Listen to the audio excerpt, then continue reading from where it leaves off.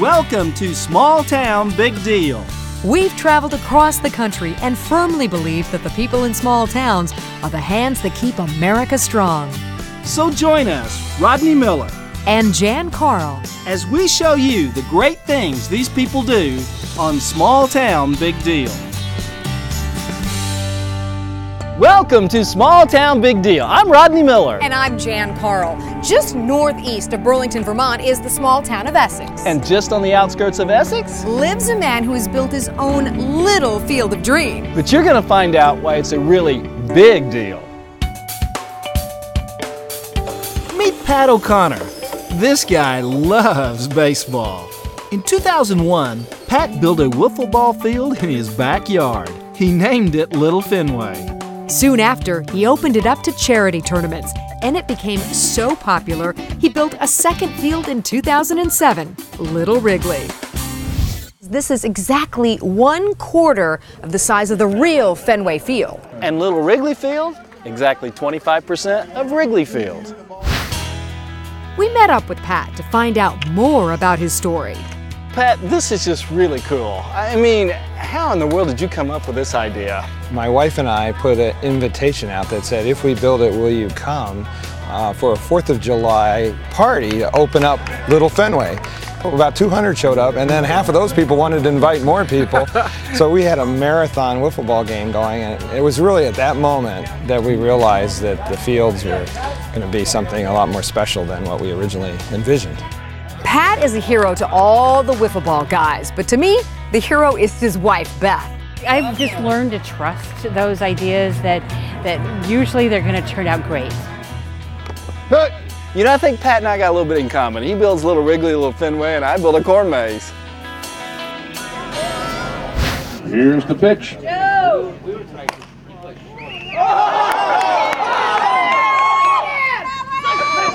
I have a vague memory of playing wiffle ball as a kid, a little bit, but not like they do here. We created kind of a new version of wiffle ball here where we actually play it much like baseball, where you run the bases and there's a speed control and stuff like that. Just like when I'm driving a car, there's a radar gun here too, and you can't go over 35 miles an hour here. Everybody can play. Yeah. It kind of levels the playing field for kids and girls, and men and women can all enjoy this game.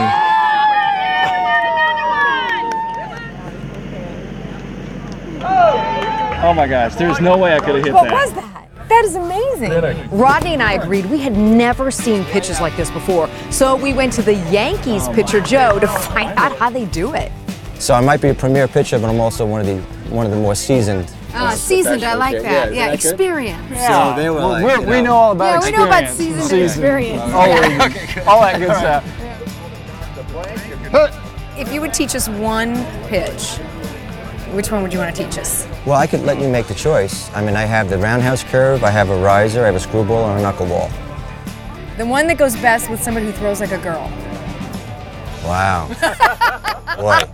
Jen and I, you know, we're kind of novice wiffle ball players, but this is a science to Joe. You're going to bring it, and when you throw it, you're going to kind of like fling it and let it roll off your fingers if you can. How he taught us to hold the ball and to throw it and spin it. And if you throw it straight like that and it starts to spin straight, it's going to curve. He is really good. You're going to make them fear you like this. So you're going to shake the ball. I'm going to make them yeah, fear me? Yeah. Look at it like this, okay? Do I growl or anything? Yeah, this is wiffle ball. Come on. Okay. People don't realize how serious a sport this is. Joe would make a great coach because he was so patient. Just do it. No. Did you see that? That was excellent. It was? I can't believe it worked. I think Joe knows what he's talking about. Come on, right over this way. Right over the plate? That's right over that plate. You got it. You got it. Of course, Rodney gets it in his first pitch. Joe really does know how to teach you a wicked pitch.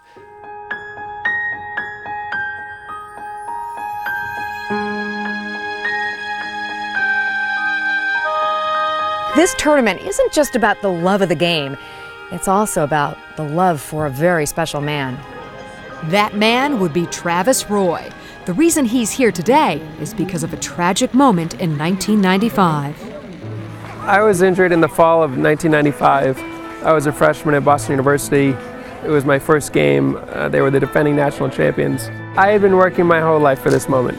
And I skated in there just as fast as I could, and the defenseman picked up the puck, and I thought I'd give him a big shoulder check and kind of make my presence known. And I just didn't hit him as squarely as I had hoped, and went headfirst into the dashboards. And then turned out I broke my 4th and 5th cervical vertebrae, and I'm a quadriplegic ever since.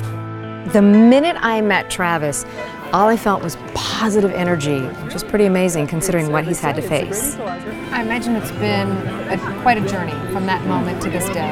I've gotten to see the best of humanity. Every day since my accident for 17 and a half years, people early on were doing things to help me out personally, financially, emotionally, and then eventually we thought we need to share this goodwill that we keeps pouring in, and we started the Travis Roy Foundation to try to help others and who weren't receiving the publicity or the help that they needed. Travis admitted he's had some dark days, and I just think that shows he's human. But through the help and support of friends and family, he has really found a greater purpose. How many people would you help a year then with that $1 million? Half the money we raise goes towards research, and the other half goes towards individual grants. I mentioned the wheelchairs, voice-activated computers, simple home modifications. It's amazing what can be done with a disability if you've got the right technology. What advice do you have for people who don't know how to approach you? The most important thing you can do, if you see someone with a disability, maybe they're just a little bit different, look them in the eye, put a smile on your face, and say hello. It just breaks down such a little barrier there that lets that person with a disability know that you have some level of comfort, and then you're open and accepting to them. Pat and Travis got connected in 2002 when Pat read Travis's book called 11 Seconds. He then offered up Little Fenway as a place to hold charity tournaments to benefit the Travis Roy Foundation. And we raised $4,000 the first year, and we were thrilled. This is the 12th year of the tournament, and they have grown in size, players, teams, and in how much money they've raised. In the end, we're going to raise over $500,000 in this one weekend. $500,000 for wiffle ball? That's awesome. It's going to provide so much hope for those of us with wheelchairs. Okay, so Travis, since this is kind of Jann's sport, we were thinking like maybe we could have an entry next year. I think we need a small town big deal team. Yeah? And I think you should maybe invite a few of your biggest fans. So you'd let us come back? Oh, you guys are welcome back anytime, especially if you bring Jann. Oh, yeah! Yeah! You know how this works. We have to take a short break, but coming up next, Rodney and I take a swing at being the home run champ. I don't know, Jann. I'm not sure which bat to use.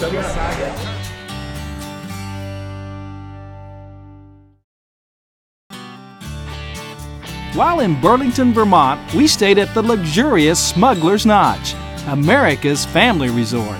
For more information, go to smugs.com. Welcome back to Small Town Big Deal. We're in Essex, Vermont at the Travis Roy Foundation Wiffle Ball Tournament, and the competition is fierce. This may be for a good cause and everybody's having fun, but I'm telling you, these guys are competitive. Rodney and I were invited to compete against each other in a home run derby. So we got two heavy hitters, Eric and Dan, to give us some lessons. All right, Dangerfield, first thing. He's already nicknamed me. Grip and rip. As soon as they got there. Okay, grip and rip. That's it. That's how we do it over here. Well, the first thing you want to do is you want to get these fancy green socks here. Oh. Right, that's the 30 for 30 club. Oh. We're all here about raising money, so we want to do that. Softball, baseball, they're coming in straight. Wiffle balls, they go any way. Anticipate before the curve is coming in. How long you been playing? This is my 4th year down here. Wow. Yeah. You love it? I love it. Watch it come in and then flip. Yep, just flip it over. And that's it. That's how you win. Woo! That was great! Did you see that? That was great. Did you see that? Jann always thinks she's not athletic, but she really is. And she really hits the ball well in wiffle ball. Now coming up at Little Fenway is the home run derby with Small Town Big Deal. Now it's Jann Carl and... I was always the last one picked in PE for softball. Jann. I don't play! Yes, you do now. So I was a little worried about embarrassing myself. Come on, Jann, keep your eye on the ball. Let's go now.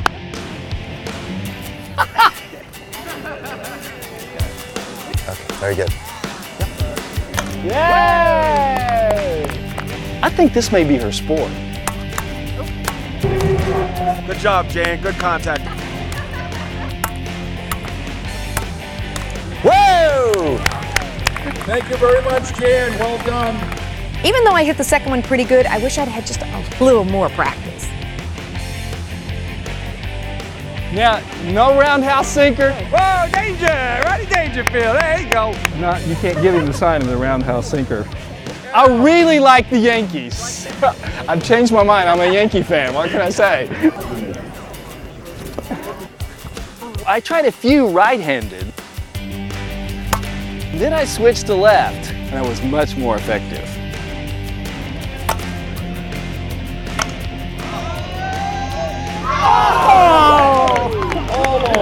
Good job. I think I'm going to stop while I'm ahead. Good job. That's what I'm talking about. Rodney knew how to represent small town big deal. Well, neither of us actually hit home runs, but we did have a lot of fun trying. Jann Coral and Rodney Miller. Now we'll watch the real champs play as the championship game has finally arrived. The Crusaders versus the Boston Beef. Last out right. These guys are not playing for money. They're playing for the bragging rights that are etched in stone. Lifted out into a shortstop, comes home. And the winner is The Boston Beef. Third time, etched in stone. As we wrap up our time in Vermont, it's been great to see how Pat and Travis, both men with different dreams, came together to make a difference in this world. In life, there's times when we choose our challenges. There's other times when the challenges simply choose us. It's what we do in the face of those challenges that defines who we are, and more importantly, who we can and will become.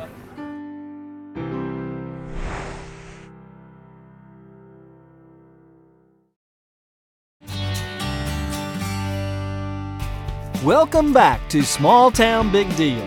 We're leaving Vermont and headed to Sturbridge, Massachusetts, home to Old Sturbridge Village. We heard from one of our viewers that it's a big deal here.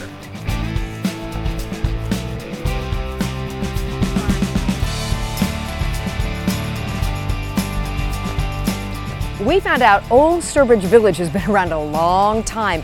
It started in 1946 as a living history museum. You're my little sister, so you think you'd be helping in the kitchen? Probably. Old Sturbridge Village portrays everyday life in New England from 1790 to 1830. What I'm working on now is a garden. It looks like a couple of rabbit ears at the moment. Can you believe they have over 250,000 visitors every year? And of those, over 60,000 are students on field trips. Hey, is that a baby cow in there? There's a lot of cool stuff here, like a sawmill, a print shop, And then we'll have fronts on backs and backs on fronts. and of course, the town blacksmith. If you're working on your farm and you break something, this is the guy that fixes it. That farmer must have really done well. Jann and I are on a quest to find out what we'd do for a living if we lived in that time period. We found out that a lot of times a farmer would pick up a trade part-time just in case their crops didn't do so well that year. So we met up with Scott in the pottery barn.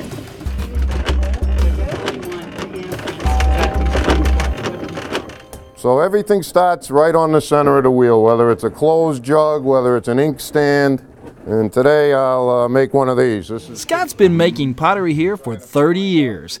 Jann and I are definitely apprentices. People have been doing this for thousands of years. That's true. Not me personally now, mind you. You know, Scott makes this look really easy, but I'm thinking it's not going to be very easy. I've got one big, cyst on one side of it. I'm a little nervous when I have to make the hole in the center because he said, Push it right in there. Yeah, that's it. Use your other one. Straight down, straight down. next thing I'm going to know is I'm going to have like a pipe. Hey, be able to go so far. Yeah, it's getting a little wobbly on me. Yeah, so now you want to get it as round as you can.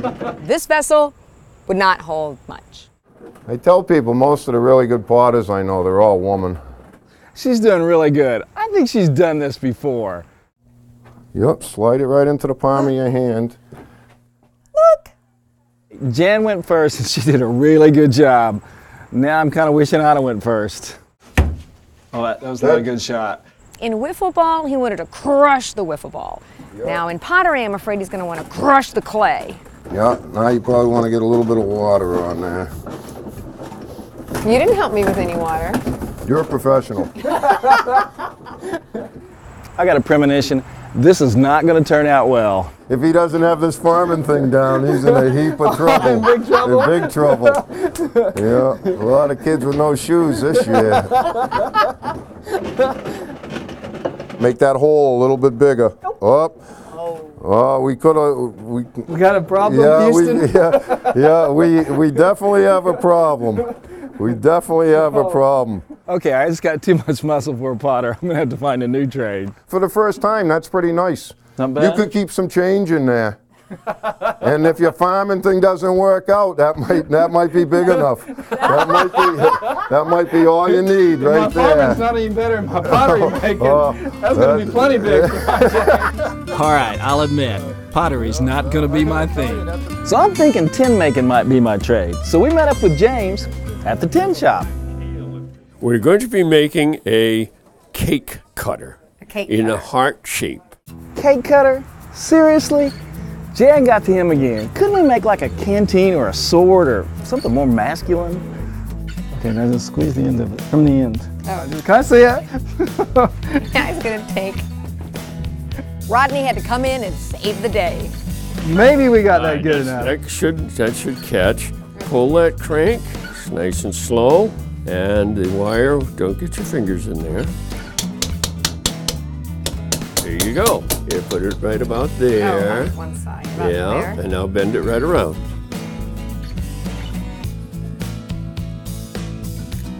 Very good. And now we have to. A little lopsided. All right, touch it right to it because you got to heat the metal as well as the solder. There you go. That looks like it's pretty good. Good. Now get out of there. There you go. We'll take a rag and wipe on it. I think your heart is on fire. Wrap it a few times, and that will make it symmetrical. Moment of truth. Now take it off. Hey, it looks pretty good. There you are. You know what I love about this? It is obviously handmade. No two are alike. Thank you. You're a very patient teacher. Appreciate it. I heart tin making. Okay, I just hope that Rodney doesn't think this means I have to make him heart-shaped cookies now. That would be pretty tough for me to do, since they do hearth cooking here. All right, so what we have here is our bake oven. And to know how hot it is, what I'm gonna do is I'm gonna take my thermometer and I'm gonna put it inside my oven. You know, Jann doesn't like to cook. And after seeing what these ladies had to go through, I think she'd have starved. Yeah, I'm thinking you're right, Rodney. Working with the farm animals, that's more for me. We saw Rhys Simmons driving that cool team of oxen, and we just had to find out more. Plow with our oxen, we bring in our harvest with our oxen, so we try to do as much as we can with the traditional methods. What exactly is an oxen? Oxen are just bulls that have been turned into steers and then trained to do their job. So they're essentially so it's not a special breed. No, it's not a special breed. Any breed of cattle can turn into oxen. You know, I hate to admit it, but I didn't know that an ox is just a trained steer. Then again, he wasn't smart enough to stay a bull. Well, I guess thousands of years, oxen have been the tractors of the farm. Yes, absolutely. They were definitely the tractor of the farm. They provided all of my draft power. Of course, no cab, no GPS, no air conditioning, no satellite radio. Can oxen pull more than a horse? It depends if you're talking to a horse guy or an ox guy. I guess I have. She's gonna say horse. I guess I have my bias because I tend to work with oxen more. Pound for pound, they're about equivalent in sheer power. Well, you know, everything is rated in horsepower. Exactly.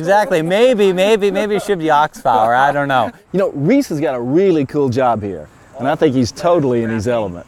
Rodney and I can see how much Rhys loves these animals and how much time he's taken to train them. I can't physically make these guys do anything, So it's that working relationship with the teams that I find kind of magical, if you will. Well, Rhys, this has been really educational. Well, thank you guys so for stopping by. After riding around and visiting Old Sturbridge Village, we both have a greater appreciation for the people from the past and those who are preserving it. You know, I'm a lifelong learner. I love to learn new things. What I really liked about Old Sturbridge Village was seeing the kids learn so much about our past. It means a lot to me that there are still places like this that preserve the great traditions of America. They'll die. You know, I think I could have been a farmer even back then, but it would have been a lot more work. Maybe I could be a potter or a tinner or work with the oxen. Oh, they'll never let a girl work with the oxen. I'm thinking animal whisperer, but she's got to muck the stalls. I hope you've enjoyed this episode of Small Town Big Deal. I know I really enjoyed Sturbridge Village. It's so peaceful here, and I learned a whole lot of stuff. You know, and I learned that I really appreciate the modern day conveniences. Let me guess, tractors instead of oxen. How about indoor plumbing? That was important. And Travis Roy, I'll never forget him or his story. No, he's so inspirational. He really is a hero, and he is providing hope to so many others. And we learned that wiffle ball is your sport. I finally have a sport. After all these years. Yes. I'm Rodney Miller. And I'm Jann Carl. Join us again next week when once again we celebrate the great stories from across America. Lives a man who has built his own little field of dreams. But you're about to find out why it's a... What? Huh? What? What? You started laughing.